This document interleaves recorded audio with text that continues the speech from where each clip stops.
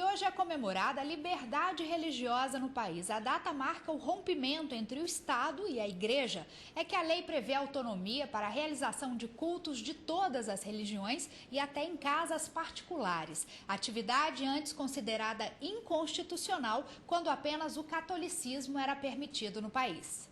Mais de 193 milhões de brasileiros e várias crenças.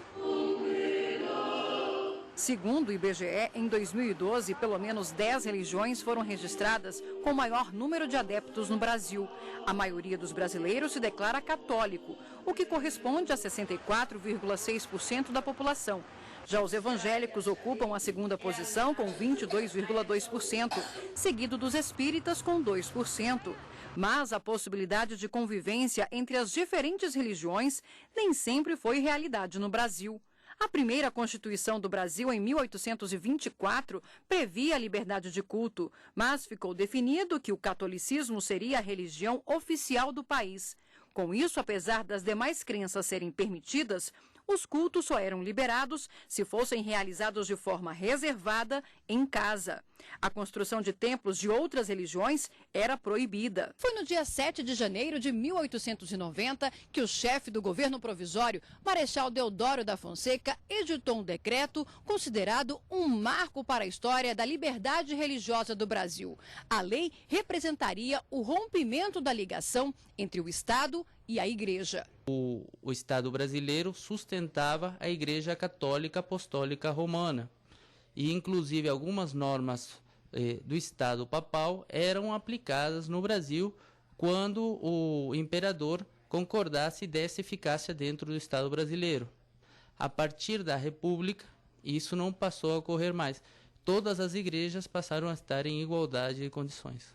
Na Constituição de 1891, foi confirmado o decreto que, além de prever o direito de escolha da religião, criou outros instrumentos jurídicos, como a certidão de nascimento e o casamento civil. E foi somente na Constituição de 1988 que a liberdade religiosa foi consagrada, com a previsão de liberdade de cultos e a proteção aos templos. Mas e quando o direito à liberdade religiosa entra em conflito com outras garantias? Quando, em nome da religião, alguém se recusa a receber um tratamento médico, ou o barulho da igreja interfere no direito a sossego de uma rua. O advogado constitucionalista Zélio Maia esclarece que, nestes casos, normalmente prevalece o interesse coletivo sobre o direito individual. A liberdade de alguém, ela termina onde começa a do próximo. E a regra básica é, havendo conflito entre o interesse individual, por exemplo, liberdade de manifestação de pensamento, liberdade religiosa, não é isso? E, se ele conflitar com o interesse coletivo, obviamente o interesse coletivo deve preponderar. Segundo Bernardo Pablo, advogado especialista em liberdade religiosa, a intolerância é crime, previsto no Código Penal. O Brasil possui leis para garantir as duas. A Constituição Federal, ela garante à pessoa a sua liberdade de consciência e garante o exercício do seu culto, tanto de forma particular como coletiva, e o direito penal também garante punição às pessoas que agredirem as outras em função da sua fé.